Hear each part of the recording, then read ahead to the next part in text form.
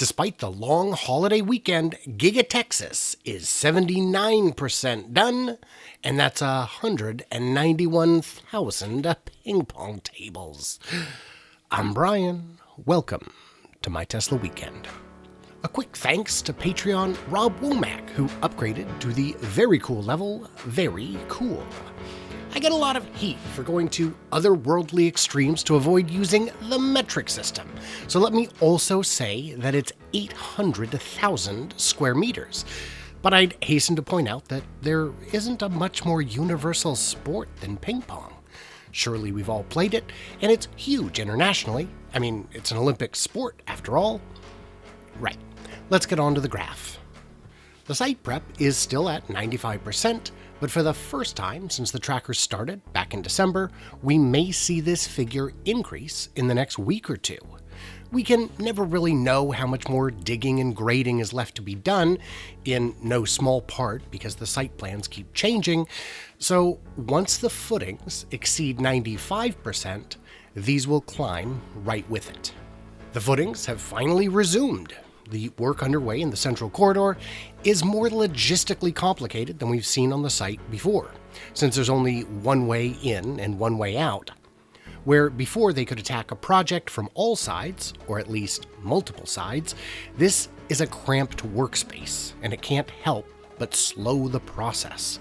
Still, a nice jump and a welcome change with plenty of visible bits likely to be counted next week. The framing has increased, though only ever so slightly, since there's just not much left to be done. It already covers 92% of the entire footprint, with very few areas actually ready to erect them. The site's overall progress remained steady, if just a hair slower than usual, and this was thanks almost entirely to the unstoppable wave of past week's interior and roof completion.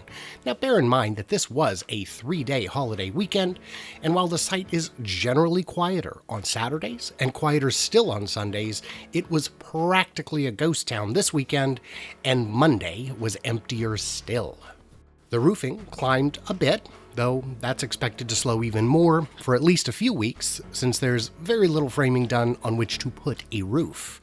It won't grind to a halt entirely, since the roof squares are only fully counted over time, meaning a lot of what's already covered hasn't been fully counted.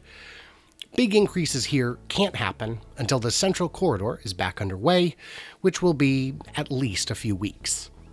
The interior completion had a strong week, though not as many exterior walls went up as I expected. The glazers have put up the first pane of super tall glass on the west side, with several truckloads more waiting for installation. Let me know in the comments how much you think each individual window costs, because I'm very curious to hear your range. This coming week should see a reasonable number of additional squares counted as dried in, since the windows and walls along the west side look pretty much ready to go. The real holdup remains the central corridor, where progress feels like it's ground to almost a standstill. Yes, some footings are underway and we can see where more will go, but compared to the pace we've seen previously, it's just painful to have to wait. A lot of work can be done in parallel at this site, but you can't put up a structure without a foundation, so we wait. This may not be an area of urgency for Tesla, since all the areas needed for Model Y production are already in place, and the Cybertruck can't be built until the batteries are ready, and the cell production area, as close as it is to done, is still surely months from going live. And of course, once construction begins on buildings in other parts of the site, those will be tracked as well. So let's take a look at the sitemap and get on to the timeline predictions. This is the sitemap as of September 6th. And now let's roll it back to December 14th of last year and roll through it week by week. To understand the sitemap, this is the overall footprint of the main building. The orange is the footings, with the darker orange being heavier footings. The gray is the framing work, with the darker gray indicating roof sections. In blue, you see the finished interior closed-off space, with darker blue indicating more floors. Yes, we track the floors. So the darker the blue, the more floors that there are. The black lines indicate a firewall or expansion joint, with the heavier black lines indicating a concrete wall. As a reminder, this only counts the main Emerald building and not any of the other projects on the site, since we haven't been able to determine their eventual size. Mad thanks to Jeff Roberts for allowing use of his amazing drone footage.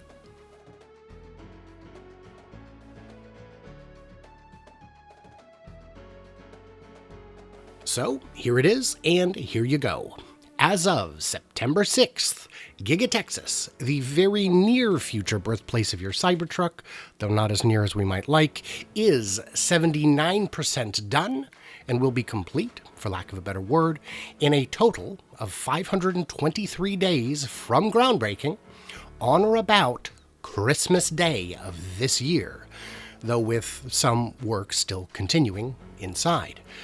This is, like the past few weeks, a slip of 2 days on the overall timeline, but we're so close to the finish line, it probably doesn't matter.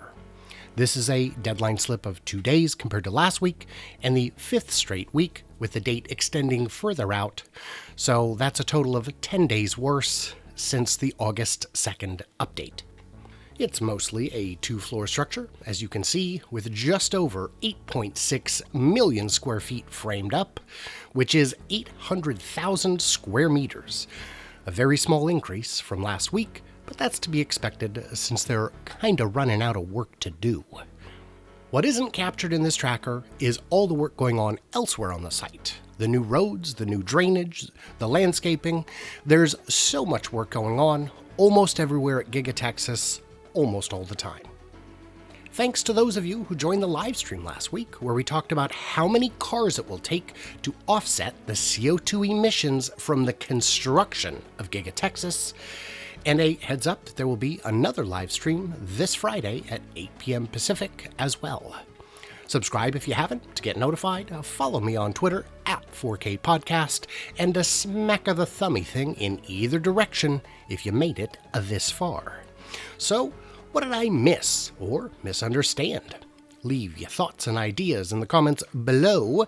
And as always, my friends, stay tuned, stay juicy, and I simply cannot wait to hear from you clever robots on the flippity flop. And a quick thank you to my Patreons who get early access, a bonus content, an ad-free experience, and help keep the channel running for as little as $1 a month. I moved this shout out to the end as a thank you to all of you for your generosity and support, which helps me avoid having to pander to YouTube's dreaded and painful algorithm.